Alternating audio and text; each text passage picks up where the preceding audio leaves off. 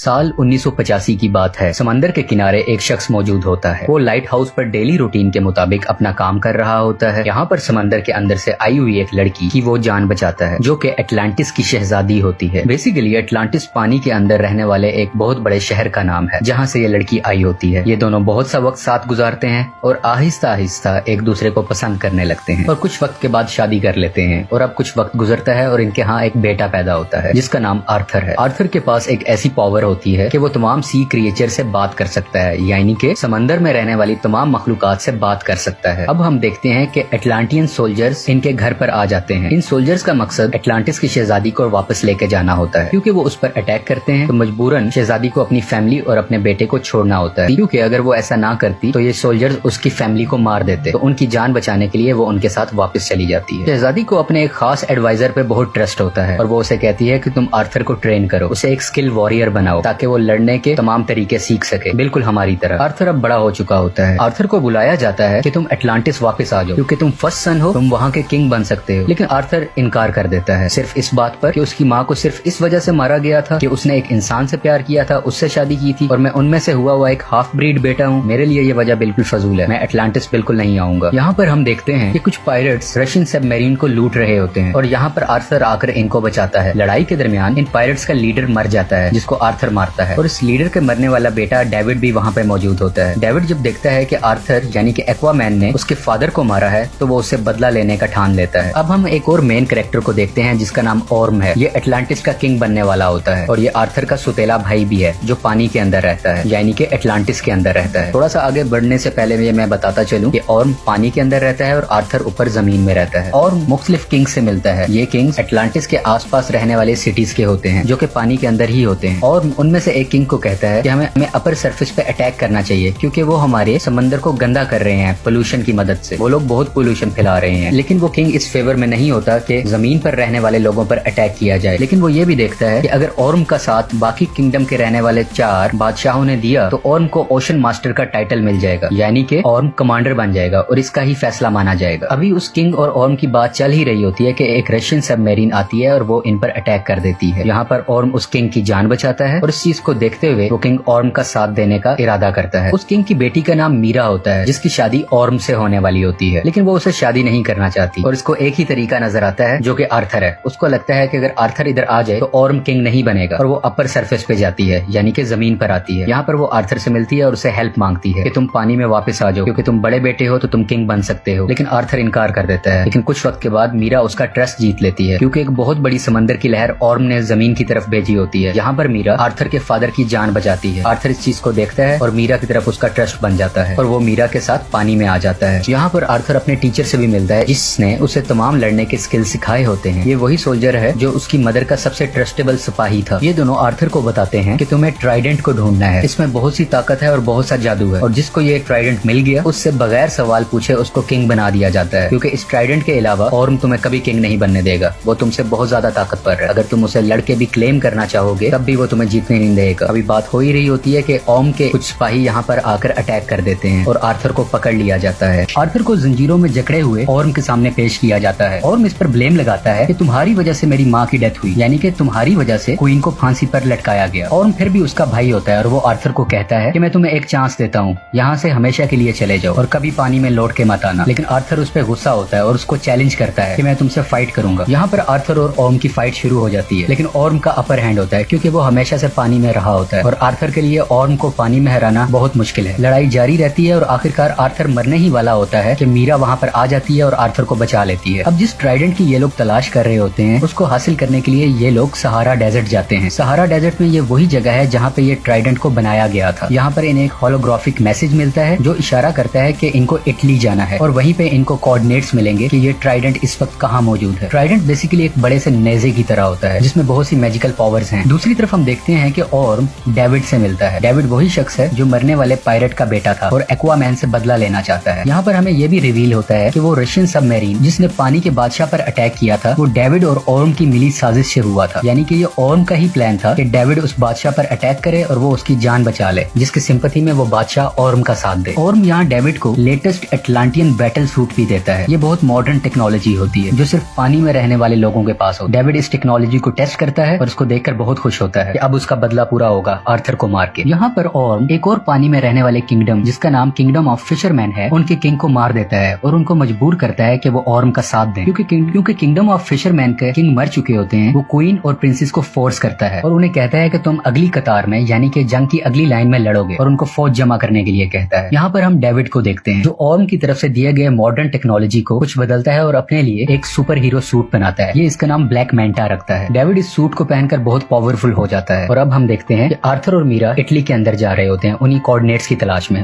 और ये वहाँ पर अटैक कर देता है। डेविड यानी कि ब्लैक मैंटा और आर्थर की बहुत लड़ाई होती है। बिल आखिर आर्थर डेविड को पहाड़ से नीचे फेंक देता है, लेकिन इस लड़ाई के दरमियान आर्थर बहुत जख्मी हो चुका होता है। मीरा आर्थर के जख्मों को ठीक करती है और उसका हौसला बढ़ाती है। वो उसको कहती है कि तुम्हें किंग बनना है और तुम इतने कमजोर नहीं हो सकते, तुम्हें करेज दिखानी होगी एक किंग की तरह। और अब वो ट्राइडेंट की तलाश में निकल पड़ते हैं। सफर के दरमियान ये लोग डिफरेंट मॉन्स्टर्स का सामना करते हैं और इनसे बचते बचाते बहुत मुश्किल से अर्थ के दरमियान वाले हिस्से में पहुंच जाते हैं, यानी ये पूरी अर्थ का सेंटर है। यहाँ पर वो पहली बार अपनी माँ को देखते हैं, यानी कि क्वीन एटलाना, जिसने खुद की कुर्बानी दे दी होती है इस ट्रेंच में आकर, क्योंकि इस ट्रेंच में आने का मतलब है मौत, फांसी। लेकिन क्वीन एटलाना भी बच चुकी होती है, उसको कुछ नहीं हुआ होता और वो काफी अरसे से यहीं पे सरवाइव कर रही है। और अब आर्थर और मीरा भी यहाँ पे मौजूद हो जाते हैं। ये तीनों आपस में मिलते हैं और ये एक इमोशनल सीन है। अब ये ट्राइडेंट के बहुत करीब है, लेकिन आर्थर यहाँ से अकेला ही आगे जा सकता है। मीरा या उसकी माँ उसका साथ नहीं दे सकते। आर्थर आगे बढ़ता है ट्राइडेंट की तलाश में। इसको वो एंशिएंट ट्राइडेंट मिल जाता है, लेकिन जब वो उसको हासिल करने जा रहा होता है तो इस पे लिविएथन अटैक कर देता है। बेसिकली लिविएथन इस ट्राइडेंट का कीपर होता है, यानी कि इस ट्राइडेंट की हिफाजत करता है। लिवाइथियन ड्रैगन और सांप की तरह होता है, ये बहुत बड़ा होता है और वो उसे ये भी कहता है यहाँ से जो भी हासिल करने आया था वो वर्दी नहीं था और उन सबको मैंने मार दिया। जैसा कि हमने शुरू में जाना था कि आर्थर समंदरी मखलूक से बात कर सकता था, तो ये उससे बात करता है। तो ये ड्रैगन और सांप जैसी मखलूक इसको कहती है क्या तुम मुझे सुन सकते हो? आज से पहले किसी ने मुझे नहीं सुना। आर्थर उसे अपनी वर्थ बताता है और क्लेम करता है कि ये ट्राइडेंट का हकदार मैं हूँ और मैं वर्दी हूँ कि 7 सीज पर मेरी हुकूमत होनी चाहिए। बिल आखिर लिवाइथियन उसकी बात मान लेता है और आर्थर उस ट्राइडेंट को हासिल कर लेता है। ये ट्राइडेंट हासिल करने के बाद आर्थर की पावर्स बहुत ज्यादा बढ़ जाती है और उसका कॉस्ट्यूम भी चेंज हो जाता है। समंदर के अंदर रहने वाले तमाम किंगडम्स ऑर्म का साथ दे रहे होते हैं। इसी वजह से ऑर्म खुद को ओशन मास्टर का टाइटल दे देता है, यानी कि अब इसके डिसीजंस चलेंगे। यहाँ पर ऑर्म का साथ देने वाले किंगडम्स को पता चलता है कि आर्थर ने ट्राइडेंट हासिल कर लिया है और रूल और कानून के मुताबिक जिसके पास ट्राइडेंट होगा वही असली किंग होगा, वही ओशन मास्टर होगा, उससे कोई सवाल नहीं पूछा जाएगा। इनको कंफर्मेशन मिलती है कि ट्राइडेंट अब आर्थर के पास है, लेकिन ऑर्म को गुस्सा आता है और वो कहता है कि ट्राइडेंट हासिल करने से कुछ नहीं होता। जो सबसे ज्यादा बहादुर होगा, जिसके पास ज्यादा स्किल्स होंगे, वही ओशन मास्टर होगा, वही सब किंगडम्स पर हुकूमत करेगा। यहाँ पर एक बार फिर से आर्थर और ऑर्म की लड़ाई होती है जो एक सबमरीन के ऊपर हो रही होती है। आर्थर ऑर्म को इस लड़ाई में हरा देता है, लेकिन वो उसको जान से नहीं मारता और इसको जिंदा छोड़ देता है। और यहाँ पर क्वीन एटलाना भी सामने आ जाती है। वो जब देखता है कि आर्थर ने उसकी मदर की जान बचाई है, वो अपनी किस्मत को मान लेता है और हार मान के खुद की गिरफ्तारी दे देता है और एटलांटिस के सोल्जर इसको पकड़ कर ले जाते हैं और मूवी यहाँ पे खत्म हो जाती है। अगर आपको एक्वामैन फिल्म की एक्सप्लेनेशन पसंद आए तो प्लीज लाइक और सब्सक्राइब करें और अपनी फीडबैक कमेंट सेक्शन में बताइए। Thank you for watching.